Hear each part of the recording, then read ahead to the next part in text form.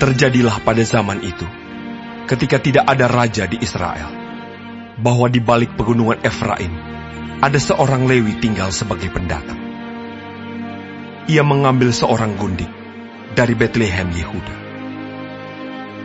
Tetapi gundiknya itu berlaku serong terhadap dia, dan pergi daripadanya ke rumah ayahnya di Betlehem Yehuda, lalu tinggal di sana 4 bulan lamanya. Berkemaslah suaminya itu, lalu pergi menyusul perempuan itu untuk memujuk dia dan membawanya kembali.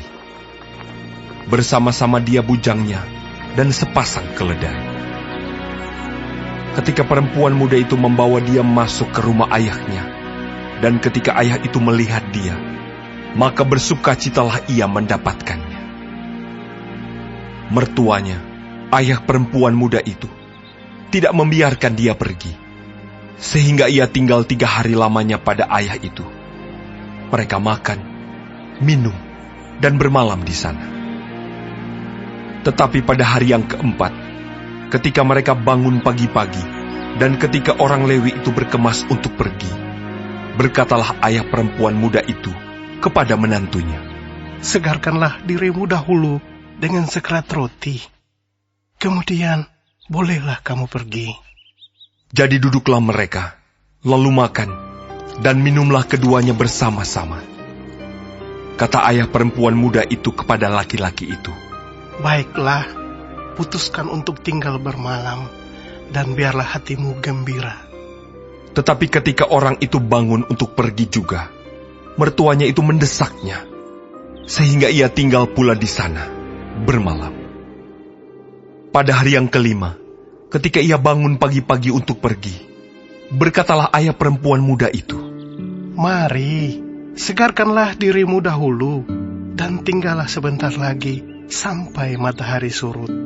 Lalu makanlah mereka keduanya. Ketika orang itu bangun untuk pergi, bersama dengan gundiknya dan bujangnya, berkatalah mertuanya, ayah perempuan muda itu, kepadanya, "Lihatlah, matahari telah mulai turun menjelang petang. Baiklah tinggal bermalam. Lihat, matahari hampir terbenam. Tinggallah di sini bermalam dan biarlah hatimu gembira. Maka besok kamu dapat bangun pagi-pagi untuk berjalan dan pulang ke rumahmu." Tetapi orang itu tidak mau tinggal bermalam. Ia berkemas, lalu pergi. Demikian sampailah ia di daerah yang berhadapan dengan Yebus. Itulah Yerusalem. Bersama-sama dengan dia, ada sepasang keledai yang berpelana, dan gundiknya juga. Ketika mereka dekat ke Yebus, dan ketika matahari telah sangat rendah, berkatalah bujang itu kepada tuannya, "Marilah kita singgah di kota orang Yebus ini, dan bermalam di situ."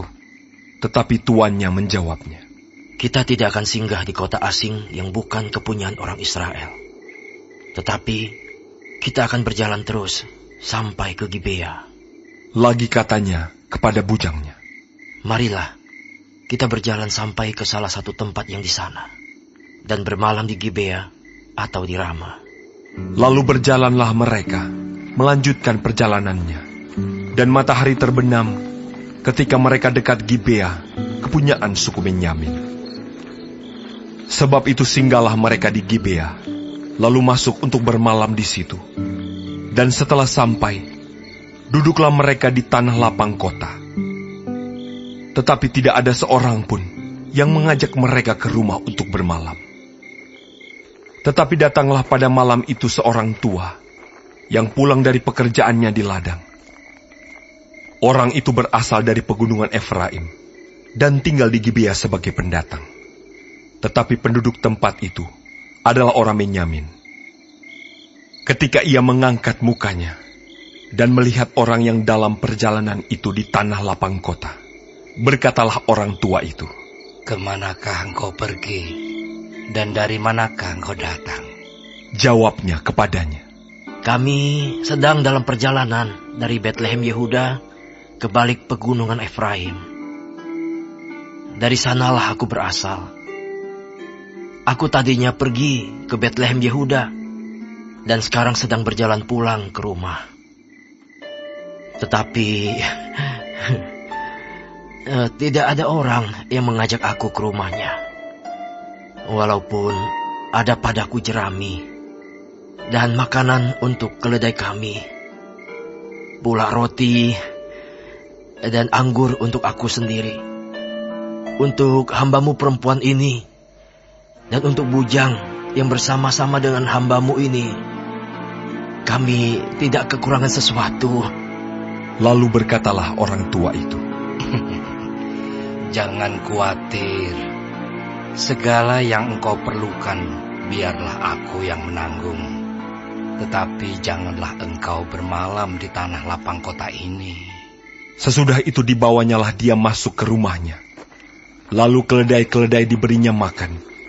Maka mereka pun membasuh kaki, makan dan minum. Tetapi sementara mereka menggembirakan hatinya, datanglah orang-orang kota itu, orang-orang Dursila, mengepung rumah itu. Mereka menggedor-gedor pintu sambil berkata kepada orang tua, pemilik rumah itu, Bawalah keluar orang yang datang ke rumahmu itu, supaya kami pakai dia. Lalu keluarlah pemilik rumah itu menemui mereka dan berkata kepada mereka, Tidak, saudara-saudaraku, janganlah kiranya berbuat jahat. Karena orang ini telah masuk ke rumahku, janganlah kamu berbuat noda. Tetapi ada anakku perempuan yang masih perawan dan juga gundik orang itu. Baiklah, kubawa keduanya keluar. Perkosalah mereka dan perbuatlah dengan mereka apa yang kamu pandang baik. Tetapi terhadap orang ini, janganlah kamu berbuat noda. tetapi orang-orang itu tidak mau mendengarkan perkataannya. Lalu orang Lewi itu menangkap gundiknya dan membawanya kepada mereka keluar. Kemudian mereka bersetubuh dengan perempuan itu, dan semalam-malaman itu mereka mempermainkannya sampai pagi. Barulah pada waktu fajar menyingsing, mereka melepaskan perempuan itu. Menjelang pagi, perempuan itu datang kembali, tetapi ia jatuh rebah di depan pintu rumah orang itu, tempat tuannya bermalam, dan ia tergeletak di sana sampai fajar. Pada waktu tuannya bangun pagi-pagi, dibukanya pintu rumah dan pergi keluar untuk melanjutkan perjalanannya. Tetapi tampaklah perempuan itu, gundiknya, tergeletak di depan pintu rumah dengan tangannya pada ambang pintu. Berkatalah ia kepada perempuan itu, Bangunlah, marilah kita pergi. tetapi tidak ada jawabnya. Lalu diangkatnyalah mayat itu ke atas keledai. Berkemaslah ia, kemudian pergi ke tempat kediamannya. Sesampai di rumah, diambilnyalah pisau, dipegangnyalah mayat gundiknya, dipotong-potongnya menurut tulang-tulangnya menjadi 12 potongan, lalu dikirimnya ke seluruh daerah orang Israel. Dan setiap orang yang melihatnya berkata, Hal yang demikian belum pernah terjadi dan belum pernah terlihat sejak orang Israel berangkat keluar dari tanah Mesir sampai sekarang. Perhatikanlah itu, pertimbangkanlah, lalu berbicaralah.